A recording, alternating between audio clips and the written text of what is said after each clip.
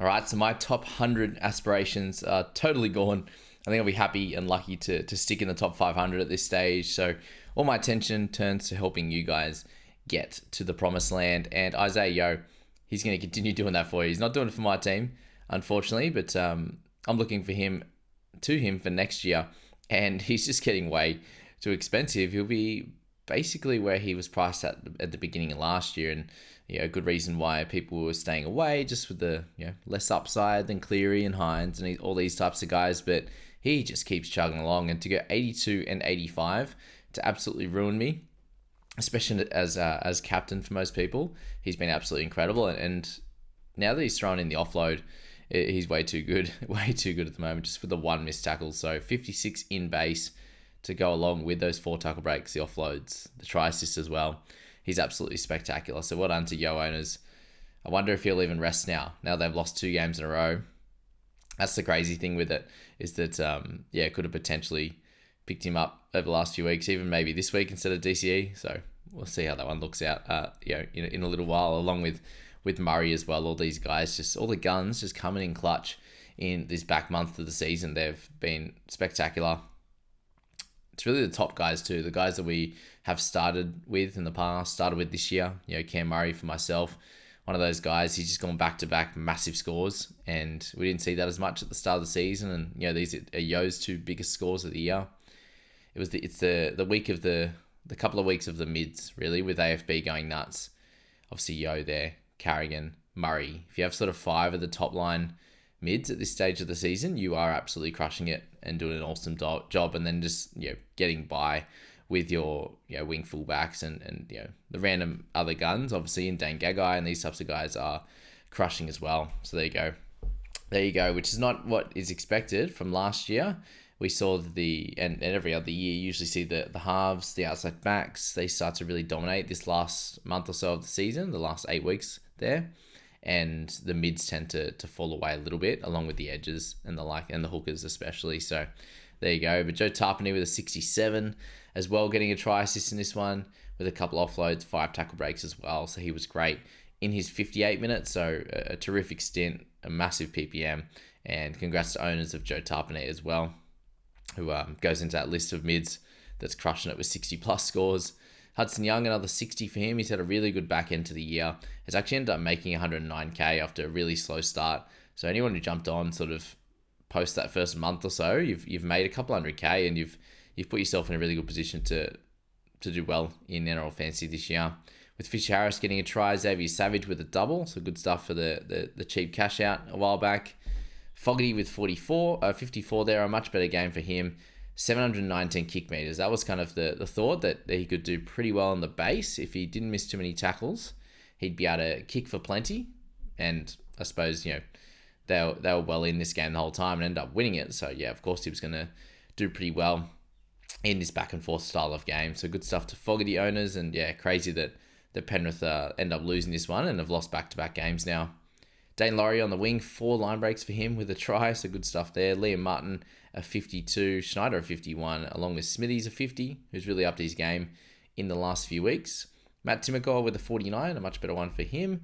He's gotten so cheap, and it's crazy. At 393k, he's still averaging 38 for the season, so it's just this last couple of months for him has been shocking. Isaac Tungo slightly on the improve with his price at 505, but a 42 for him, with the 5 tackle breaks, 20 tackles. So good in base this game, really, was the big thing. And then the line break assist. So that's a little bit more up his alley of what we expect from him. The 8 in negatives, pretty normal if you can get good base across the rest of it. And congrats to Summerton for that try early on in the game. Weeksy, 41 for him, picked up a try early, was good. Rapinoe, 39. Liam Henry, 39 in 31 minutes. Crazy. Chris with a 34. He had Starling with a 33, ended up getting benched, as we spoke about in yesterday's video. 48 minutes for him for a 33, ended up pretty good.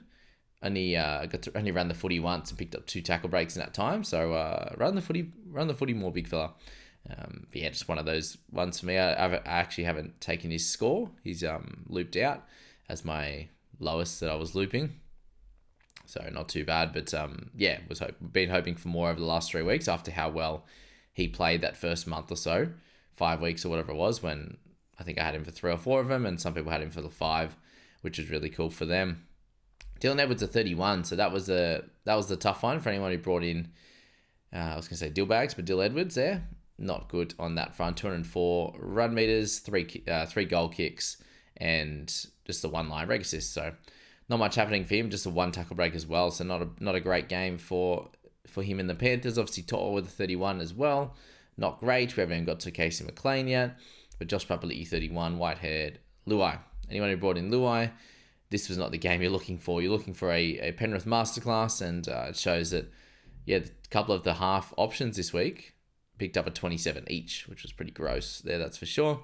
Maverick Guy 21, and then Casey McLean with an 8 in 54 minutes there. So not good at all. And then he went off, unfortunately. So, yeah, I don't know what else to say on that one, because Casey was a very, very good option to play this week on paper. The way that things have been panning out for the Raiders and the way things have been going down the left-hand side for the Panthers, all signs pointed to him, to Jack Howarth, these types of guys to score well, and Jack did, and Casey didn't. And then a lovely masterclass from Danny Levi, 4 in 32 minutes. For the Storm, up against the Dolphins. This was a much more fun game for me. I had Jerome Hughes and was very happy to watch his masterclass, and surely he ends up very, very close to winning this Dally M. Yeah, they're well clear on top of the ladder. He's been their best player for the Storm, hands down. So he deserves it, and we'll see if that one actually plays out there or not. Moving on to there's not much else to say really on Hughesy. Hopefully he doesn't get rested this next week, but I think he will. But incredible work. He had 2 forced dropouts in there, along with massive run meters, couple of line breaks, doing it all across the park. And his run buddy in Harry Grant picking up an early rest there with 65 minutes, but a 76 for him. And another one of those guys that the top guns that I had at the start of the year that have decided to absolutely crush it in this back part of the season. So fair enough, well played. He looked great out there. Only missed the one tackle as well, around the footy, and even picked up a forced dropout to go along with his couple of line breaks, try assist, and a try. So terrific effort from Grant. And then a massive one from Eli Katoa as well. And just be aware, guys, that most of these guys are likely to rest either this week coming or the following week. They're a couple of wins clear. They all deserve a rest, and they will. Eli Katoa, try 2 line breaks, just a good game with lack of negatives, to be fair. Like, he obviously had 2 line breaks, which helped him get good run meters, but these are the games that you do expect when he does get attacking stats, and it hasn't been the case for the last few months, but it was in this one.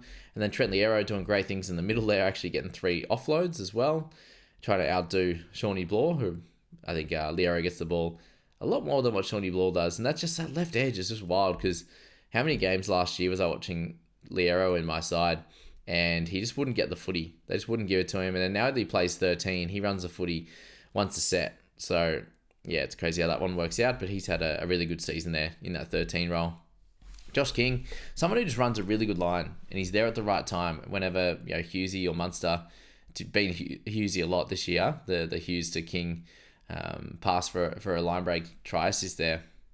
And King's been that guy, 54 and 55 minutes for him. Well done to Josh on that one. He's had a bunch of tries this year. And then Pat with a 53, 3 try assists, 4 line break assists. So a nice game from him. Did his job there, that's for sure. My boy. And then Jackie Howarth, the try, 2 line breaks, 205 run meters, 7 tackle breaks. Was spectacular for any owners of him. Not myself. But that's okay. Farnworth with a 51. He had a line break. He had 4 offloads, which he's just frothing at the moment. And a really good score. And he just outdid their Maxi Plath. So lots of Storm players in that first lot. And then into Farnworth, Plath, and Lemuelu. Plath, I'm just so happy to have him in my side. He's been great this year. 1 tackle break, 21 run meters. You had a turnover tackle, but just making 50. Yes, he missed 4, but it was against a team that beat him 48-6, and he still had made 50 tackles, missing less than 5. So very happy with that with him. Big Nelson had a try in there. Lemuelu good in base as well. Meany with the 6 goals and solid in base stats around that. You had Keeley with a 40. Farlongo with a 38 with a double on that wing. So you end up seeing Wishart move to 14, frustratingly. You had Munster getting a rest there as well, 67 minutes for 35. Just wasn't going to be his year at all when he's 80%. And coming back from that injury again, there was no way they were going to overextend him before finals. Just make sure he's good for finals. and he could be an interesting option in the game that I'm going to open up for the final series. So there's a little clue for you. Blory, 34 in 73 minutes. Every time he got the footy, he offloaded it. He got a line break assist. He got close to getting another line break assist. I just don't know why they don't give him the footy. 45 run meters is just wild on that left hand side. He provides options, and they got Howarth down there. They got some good options there with Munster and everything, but they're just not doing it. So yeah, frustrating buy-in in the end after getting a couple of great scores from him at the start. I didn't expect this. There he was getting plenty of footy, and it's just completely changed, unfortunately. So that's that one with Blory. Katoa with a 32. We had Bostock 23. Fanua Blake, Tabuai Fido, all the hyphenated names there. 23-20 for those two. Not good. The Hammer ones have been completely strange because the Dolphins have just fallen off a cliff, and he's obviously not getting too much good ball. And even against that Panthers game where they kind of hung in it for a while, that's when he got his best score in the last couple of months, which is interesting to see. Wishart picked up a try assist again, 19 for him though in 37 minutes. He had a Sarko with 16, so he's fallen off a cliff as well after being one of the guns last year. So he'll come into next season pretty cheap, and we'll wonder if he can start pretty well, if the Dolphins can improve. And I think they'll continue to improve each year, but it'll be interesting to see how they go without Wayne Bennett. All right, this is the game that absolutely buried me, so we'll go through it pretty quickly because I don't want to talk about it. But Gagai and Ponga and Murray absolutely crushing up top. 89 for Gags, looks awesome. This is what I been talking about with him all season, is that he'll have a stretch there where he goes nuts, and he's the best center in our game for NRL Fantasy, and this is where it came out at 89. Just haven't had the chance to pop him in my side. And these are the games you want. A Knights good win. He's going to absolutely dominate. And very similar to that with Ponga. You saw that in this game. Everything kind of came to a head after a little while. I think it was 4 in like 30 minutes. And then picked up a 74. So we know that he can score in bunches. He picked up line breaks. He picked up tackle breaks. He's got kicks in general play. He's got 6 goals. Try savers. A bit of everything in there for Ponga. And I do expect him to play really well over the last couple of games as well. Murray there with a 71 in 71 minutes, or 70 minutes there. And the reason for that is he got sin binned, and he still picked up a 71. So that's absolutely crazy. Another game with 53 tackles, 178 run meters. Again, where was this at the beginning of the season when I needed you, Cam? I needed you. But when the season's over, he's putting in these crazy performances, which I'm not sure why that's the case now. Are they looking to kind of slow him down and trying to get him slowly through the season, where it's the end of the season now and he's back and he's just going to push and try and dominate? I'm not sure how that one's played out, but it's happening. And if you jumped on last week, you're absolutely loving life.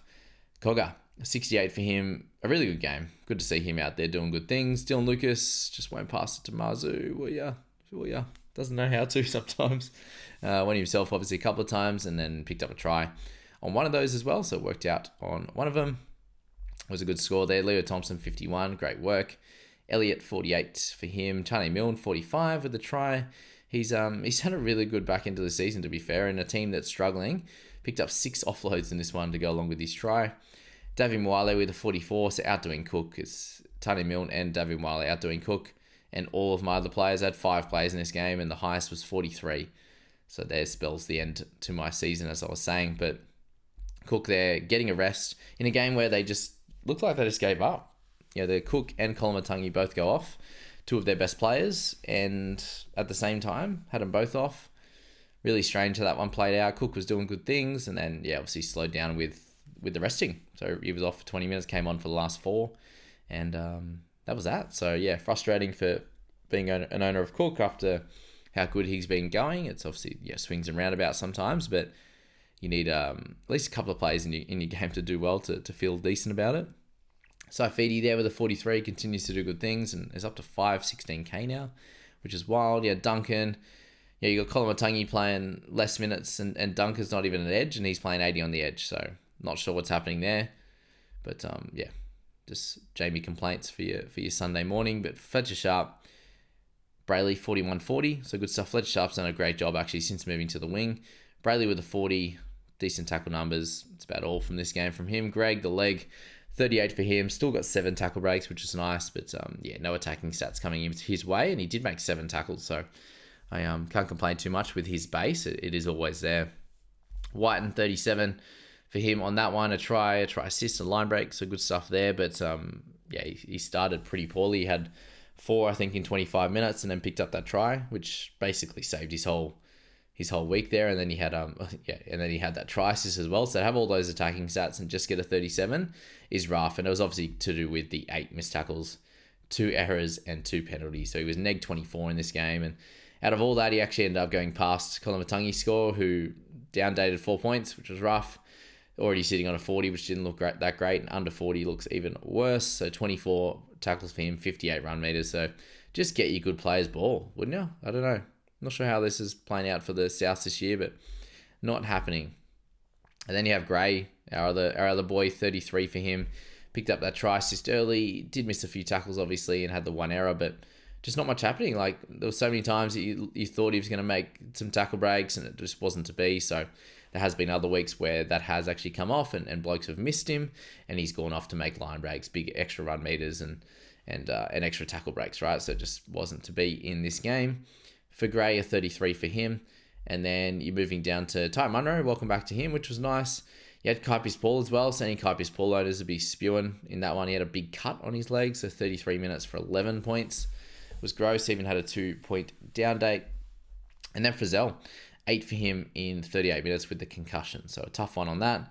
And then Will Price came on for 16 minutes there for a 2, which yeah, is what it is. So gets him a little bit cheaper for next year as well. So yeah, it's a bit of a tough one. So, to one of the boys in the private group was like, oh, Colin Matangi goes off for host. Doesn't that make you feel good? Yeah, that's for sure. That's it, I think. We'll leave it there, guys. We've got 2 games to go. We've got Titans and Roosters. We've got the Dragons and the Sharkies. My one sort of out there tip is to go Dragons this week. If the Dragons win, I think they're basically putting a lot of pressure on the Broncos. And the Knights said even to give themselves a chance of making the 8. So there you go. That is the 3 games, guys. I hope that helped you, and we'll catch you in that next video this evening.